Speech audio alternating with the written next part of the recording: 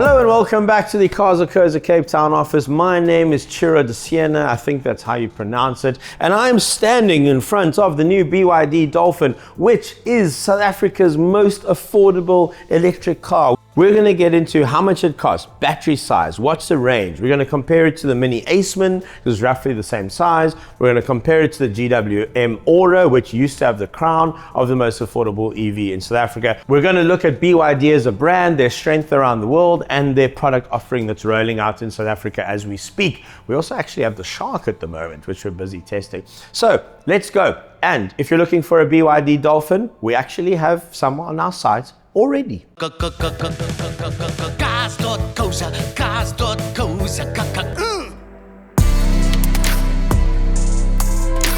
Right, the BYD Dolphin. Now, I think what happened at BYD is the founder took his kids to SeaWorld and decided that that was a good product strategy. And so every single BYD on the road is named after, whoa, geez, like that was a very intrusive safety system. Okay, remember, if you don't want that to happen, you just have to indicate when you go over a line. I can't even believe it picked that line up. It was so faded. So the BYD range, which is going to be expanding massively in South Africa, now features this. There's also some really exciting versions coming. There's a PHEV coming, which is going to be very, very well priced, and even a cheaper electric car than this, which we think is probably going to be under 400,000 Rand. But right now, this is BYD's most affordable offering in South Africa, the BYD Dolphin, until the Seagull arrives, which I suppose is not an aquarium animal. It's more like a, like an ocean animal, I suppose. Something like that. I can't keep up. There's too many of these things on the road. Anyway, let me try and do my job.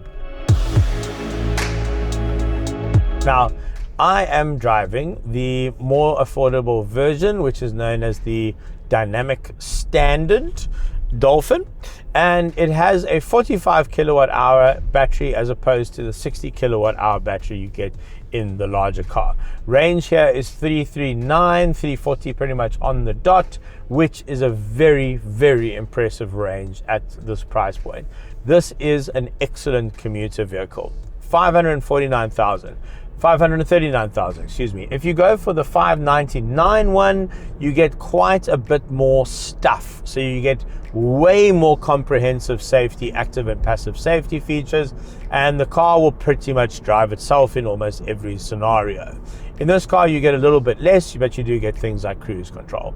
So 599, you get a way more powerful motor, still front wheel drive, it's not all wheel drive, 60 kilowatt hour battery. Now to compare that to the market, it pretty much smashes and wipes the floor with just about every other EV on the market, especially the Mini Aceman, which is about, let me think, 300,000 Rand more expensive.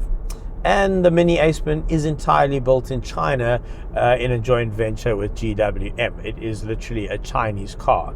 So very, very interesting what's happening here. And this is why BYD has pretty much taken over the entire world, and they don't even sell cars in the world's biggest car market yet, which is the USA.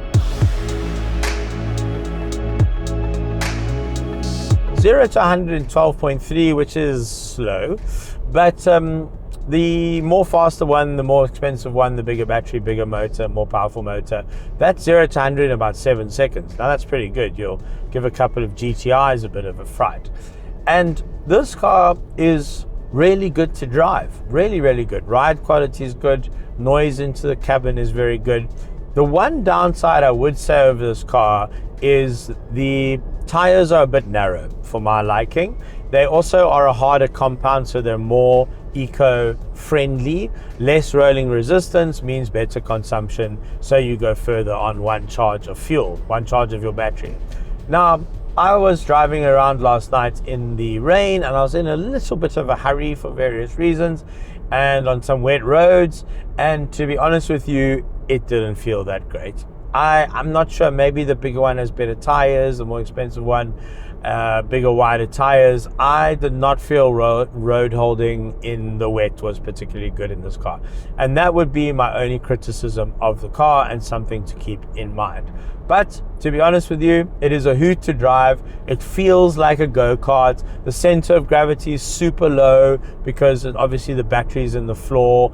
And in summary, I've just really been enjoying driving this car, like a lot. I really have.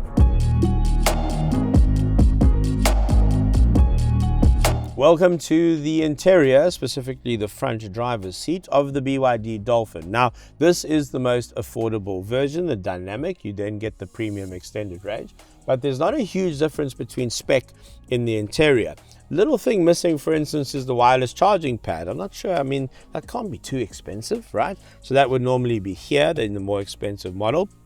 I've got two drinks holders down here, quite a cool little cubby down here for safekeeping. It's quite nice and out of the way. You do get this nice storage here and this floating center console, which looks very nice, but a bin is obviously a bit better because then you get, safer storage. You can leave things in the bin. So I think I would have preferred a bin here. Now, of course, a BYD party trick is the rotating screen. Let's see how that works. One button. Oh, that excites the 7-year-old in me. 7-year-old me would have absolutely, I mean, I love it now, but that's because I'm a big 7-year-old. Anyway, what you've got in here is vegan leather. It's of a very, very high quality. It almost fooled me into thinking it was real leather. It's better than some of the German leather techs that you've got. It actually feels and looks more expensive. But what's cool is because it's vegan, it means that even vegans can eat the seats, which is really nice. You do get ventilated seats as standard in here. You then also get heated seats. I wish it had heated seats for winter, but obviously summers in South Africa are much longer. So it's really nice. It blows cool air on your lower back and your upper back. It blows cool air on the bit where you sit, and so you don't get sweaty and you've left the car out in the sun, and it cools the seat down really, really quickly. Very nice steering wheel. Also looks like very good leather. Vegans can also eat the steering wheel, which is good. Now, something that I really, really love in this car is this design. So there's no gear stick. It's not on the stalk, for instance. It's actually here. So up into R, you hear the handbrake release, down into drive, and then park button on the side. That's really nice when you're doing 3-point turns and everything. It's just click, click, click. Volume is on the other side, which I really like. You just rotate. Everyone loves a volume knob. You also have that on your steering wheel as well. Overall, I would say the GWM Aura has a bit more of a premium feel to it. Maybe a little bit more space in the cabin. However, this car is a little bit smaller. And compared to the Aceman probably has the nicest interior in this segment of the market. But then, of course, it is a lot more expensive. But I think at this price point, everything in here justifies the BYD Dolphin getting really high praise for its interior. The back seats, immediately I'm very, very comfortable. Really, very nicely ergonomically designed, and all the touches that you might want in a back seat. So I like these cars at the moment where, because we're transitioning from type A to type C, you've got one type A and one type C down here, and they're lit up really nicely, so they're easy to find. One drinks holder. The back of the seat is very aesthetically pleasing. That's my knee room with me in my driving position. It's actually quite a compact car, but it's packaged inside really, really well. The interior feels very spacious. If I sit up straight, I've got a little bit of headroom here. Maybe if you're over 1.86 foot tall, you are going to struggle a little bit. Maybe you slouch a bit, but great for kids. You've got a really nice armrest, which always makes it feel like business class. Two drinks holders in here. You've got big drinks holders in the door. You can put a 1 liter bottle in there. Proper 3rd-point safety belt. Proper headrest as well for safety in an accident and for cover. What's weird is I can't seem to control these reading lights, but that might be because the doors are open. So that's probably what that is. But overall, a very, very good back seat, especially at this price in this size of car as well. I just accidentally found out something really cool about the interior of this car. The carpets seem to be waterphobic, hydrophobic, I think is the word. Because I put my water glass down on the floor when I was doing a scene to camera, which was very, very stupid. Then when I climbed up the car, I kicked it over, full glass of water. And the water didn't absorb into the carpet a lot. It actually puddled on top of the carpet. And I think they've obviously done that on purpose, and that's great for kids if your kids spill something in the back here, or your big kids like me. And then you just kind of wipe things up, and it's basically dry. Now that is very, very cool. Not sure I've ever come across that, and I've never really seen it in a press release or something, but that's a nice touch. Right, the patented Cars.co.za budget cooler box test to test boot size. Now remember, with budgets and Cars.co.za, you get 10% off your premiums. Click a link somewhere around me or in the description below, and someone will call you back, give you a competitive quote or a new insurance quote, and then you save 10% because we love you. So does budget. All right, here we go. Cooler box test. Now, with that in place, not good. The parcel shelf wouldn't even close. But watch this for a party trick.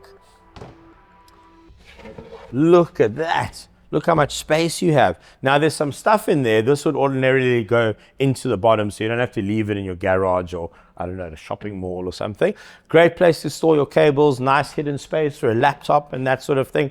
And it opens up the boot massively to 345 liters. How cool is that? So now we do the budget cooler box test. What should I do with this, Geordie? Oh, put it here. And we see that. Nice, look at that. Now you've got way, way more space. Let me actually move it to the center so Geordie can see it. Hey, look at that. And then slightly rotate it so you can see the logo of budget. Oh, very tactical. That's my bonus paid for the year. Now, when it comes to electric vehicles, new energy vehicles, HEVs, plug-in hybrids, etc., this is what's known as a BEV, battery electric vehicle, full electric. Now, this is the only car of the 3 cars that we've spoken about, and one of the only cars on the market right now at any price point. Not even the BMWs do this, but it's called vehicle to load. This actually can supply power out of the vehicle. So look how cool this is. Part of what you get with this car is a vehicle to load. Now, you've got 2 options to run vehicle to load. You use this and you plug stuff in straight here. So let's have some fun. I've never actually played with one of these before. I have played with a dual direction inverter, but this is pretty cool. You get some plug points straight out your car. Imagine you're like a tradesman, like an electrician, and you can plug in your tools and things into here. So it'll run your fridge and all that sort of thing. And what we're going to do to illustrate this is we are going to run our studio lights. So come with me, Geordie, and then I'm going to introduce Brad. Okay, maybe we should have moved the car for this, but the leads are very long. Hello, Brad. Okay, you're going to help me faff with some cables. So lights off so that we don't break them. Okay. There we go. And let's see if this works. The car should be on, so it should happen automatically. Oh, bit of a rat's nest there. Okay, we don't need that. All right, let's go. So do that. Then that goes in. So now I've got a little red light. And let's turn on the sun. Hey, look at that. We're running the studio off the car. Dave, come look. This is so cool. Dave, it's working. I'm so excited. I've never seen anything like that before. So yeah, load shedding. Make sure your battery's got a little bit of charge in your vehicle. Run your house during load shedding. Come look, Dave. Yes, this is what you told me was going to happen, and it happened. Are we running the studio live? Yes. Off the car. Off the car. To do your video. Yes. That's gone full. Well done. All right, let's call that lunch. Very cool. Very, very cool. Thanks for your help, Brad. Appreciate it. Right, going to taste you. All right, quick charging scene for you. And big thanks to Grid Cars for helping us with that big dual 22 kilowatt AC charger we have in the Cars.co.za Cape Town office. Now, your BYD Dolphin will come with one of these. Come have a look here, Geordie. Comes in a nice bag. So here's that cable. Ow, I just poked myself in the eye. Here's that cable we worked with earlier. So the next cable is one of these, which is a male to female, and this is a proper thick boy. This has got some serious girth. Okay, so pull in over here, Jordy. So you pop that open. Now, the way this works is this is your AC, that's the top one, and then that's your DC, so that's your big charger. Now, DC means direct current. That's if you go to a shopping mall and there's a big one of those massive chargers. So this can take up to 60 kilowatts DC, which means it'll charge the battery in about 45 minutes from 0 to 100. But remember, you never really run your battery full, and you only really charge to 80 to protect the battery. So 20 to 80 is only 60% of the battery, so it should charge in about 25 minutes on a full DC charger. On here, we've got 22 kilowatts AC. However, you can pump 22 kilowatts in, but it self-regulates because this will only take 7.4 AC. Now, that's not that bad. Even cars like the 4-5 million rand BMW XM PHEV only take 7.4. The next one up, the big battery, takes 80 DC, also 7.4. Then the Aura takes 60 DC or 67 DC, and the Mini takes 80 DC. I think those figures are correct. Dwayne or Sean, please put on the screen for me in case I got it wrong. So you've got a female socket there, you go in with a male socket, and you go into your charger at your home or your office. Having a charger at work is absolutely amazing. Jordy, just watch your step there, but check this out. So in you go, and then we've got our little charge card, and that should get going. And it should change to blue. Hit a little click there. Then that locks in there, so no one can take it out. If you're in a public area, for instance, please authorize. Okay, I just did. And are you happy? Card accepted. So you'll see this will tick up. So come check this out, Jordy. Get in there, nice close up. So you can see it's running at nearly full 7.4. And then you do a bit of maths, and roughly, let's say you're charging 20 to 80% of a 60, that's 60% of the battery, which in this car is 45. So that means it's about 30 kilowatts, which means that this will charge you 20 to 80% in 30 divided by 7, which is about 4 hours. And we've got plenty of time at work for that. So I told you EVs were a lot of maths, but get yourself a charger at home, get yourself one at work, treat your car like a cell phone, charge it overnight. You'll never have any problems. Cool.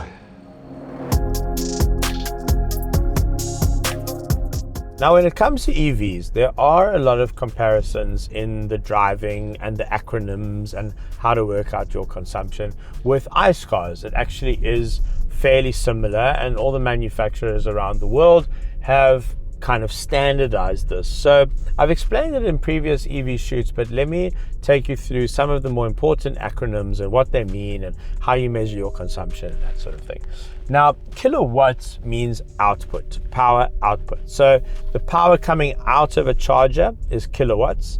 The power coming out of the engine is kilowatts, so going in and coming out. So when it comes to consumption in an ICE car, petrol, diesel car, etc., or a hybrid, you measure in liters of fuel used to go 100 kilometers. Now, a very efficient car will do about 5. A good hybrid might even do less than that, like a Toyota Corolla Cross, for instance, in the city. Hybrids are not great on the open road, and your consumption goes up. Diesel's obviously very efficient. Now, the way you measure battery capacity and how much of it you're using to travel 100 kilometers is in kilowatt hours. So this has a 45 kilowatt hour battery pack. It's called a blade battery. It's very interesting. It's technically the safest battery in the world. And it also is in the structure of the vehicle and adds rigidity to the vehicle. It's actually part of the structure of the car. And then the output of that to travel 100 Ks is how you measure efficiency. And this car is particularly efficient. It's a bit more efficient than the Mini Aceman. And on this trip, we are averaging 14.8 kilowatt hours to the 100, which is very good. And in the past 50 Ks, it's averaging 14.3. So you could probably get that into the 13s. Now that's really, really good. Something like a big Audi e-tron GT, which is obviously a much bigger, much heavier car, might average around 20 to the 100. So basically your range and how to work out how much range you have left, for instance, obviously you got it on the clock in front of you, but your range is your battery capacity in kilowatt hours divided by the amount of kilowatt hours you're using to go 100 Ks. So 45 kilowatt hour battery, we're doing around 14 kilowatt hours to the 100. If it was 15, it would just be times 3, which gets you 300 kilometers. Now range here is about 340, which is really impressive. And after we charged it full on the nice Grid Cars charger we have at the office, it was showing 339. So that is pretty much a true range depending on how you drive. But based on all the maths I've just given you, it just shows you that their claim for this car in terms of range is actually very accurate, and it's what you get in the real world. And as we all probably have experienced, that is often, very often, not the case when it comes to ICE vehicles. Phew, thank you for listening to my TED Talk. I feel like I should start a maths tuition business, like a maths tutoring around electric vehicles.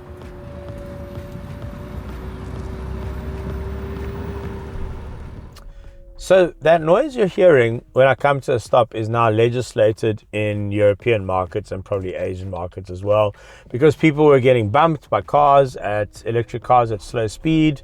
The car now has speakers in the front of the car which project a noise going forward, and I have a feeling it's coming through the sound system as well. And it is a little bit annoying, I'm not going to lie, and you cannot turn it off by law. So it's not BYD's fault, it is just how this thing is. Now, a couple of weeks back, Cars.co.za was very honored to be visited by a Chinese delegation from BYD, and I am actually off to their head office in Shenzhen with them at the end of the month, and I'm very, very excited. We're going to be driving that Yang Wang, the one that can do G-turns. We're going to be driving the one that can jump. It's going to be very, very exciting. Now, let's just talk about BYD's head office in Shenzhen. It is larger than the city of San Francisco, and they have 2 of them. 300,000 people work there. 300,000. Now, to put that in context, Volkswagen, Wolfsburg, where Volkswagen is based, the town that is essentially Volkswagen town, I visited there. It was amazing a few years ago. That has 55,000 people working there, and that town has been there since, I don't know, the beginning of time, basically. So this brand is in an incredibly strong position. They have nearly 1 million employees around the world, 1 million. At that factory, you live, eat, sleep, work, get married, take your kids to school. Everything happens at the factory. Let's look at what kind of cars they make. Trucks, buses. Every London bus, the big red double-story ones, is a BYD. Pretty much any forklift around the world that's electric is a BYD. Pretty much any cell phone battery that you're holding in your hand right now is a BYD. They make batteries for Tesla. Elon Musk doesn't really like to talk about that too much. Big business. Big business. And how cool is this? Golden Arrow down here in the Western Cape has worked out. They did a pilot program with 2 BYD buses. They've now ordered 20, and they're now pushing another order through for 100. They've worked out that over the 20-year cost, which they normally amortize the cost of a bus over for operating expenses, they're going to save 80% by going 80% over 20 years. They're probably going to be able to lower passenger fees as well. So there are aspects of the motoring industry and different segments of the motoring industry where electricity just makes sense. It really does. So we have 11 BYD Dolphins on the site. Now, quite interestingly, it seems like the Dolphin is not escaping the really awful depreciation that EVs are suffering in this country. So you can actually get into a Dolphin for 100,000 Rand less into the cheaper one with the smaller battery that I'm driving than list price with 7,000 Ks on the clock, even a 2025 model. So yeah, right now you can get into a Dolphin for 100K less. So go check out the BYDs on the site. If you are looking for a little commuter vehicle, a little run around, and I totally appreciate that having a car in South Africa is a great privilege, and having 2 cars is an even greater privilege. So this probably can't be your only car unless you don't really do road trips or anything like that, and you just commute. And when you want to do a road trip, you just fly, whatever the case may be. So there we have it, everyone. South Africa's most affordable electric vehicle until, I don't know, tomorrow when the next one arrives, and maybe the day after that when the next one arrives. Anyway, have fun, guys, and let me know what you think of the BYD Dolphin. Have you test driven one? Would love to hear your thoughts. And if you're in the market for a cheaper EV, would love to hear your thoughts as well. I'll see you in the comments section. All right, all the best. Be safe. See you on the next one. Bye.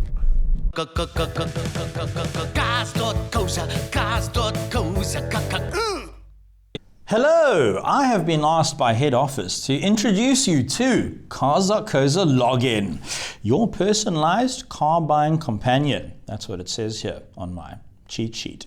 Now, there are actually so many benefits to using the login feature on our app and on our website, mobile and desktop, that there's a long list here which I can't remember. So I'm going to tell you all about it.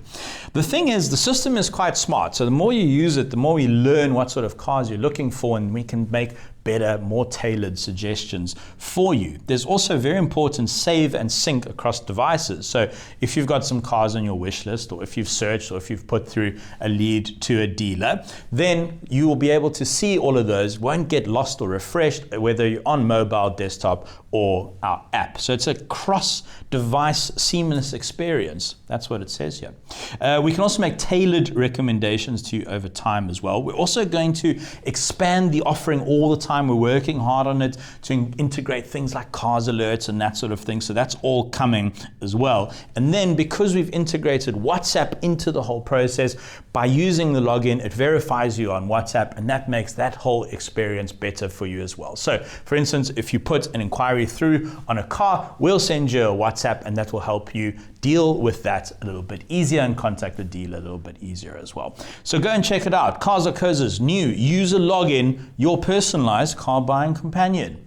Now you can stop messaging me on social media. Let's find what moves you. Cars.co.za.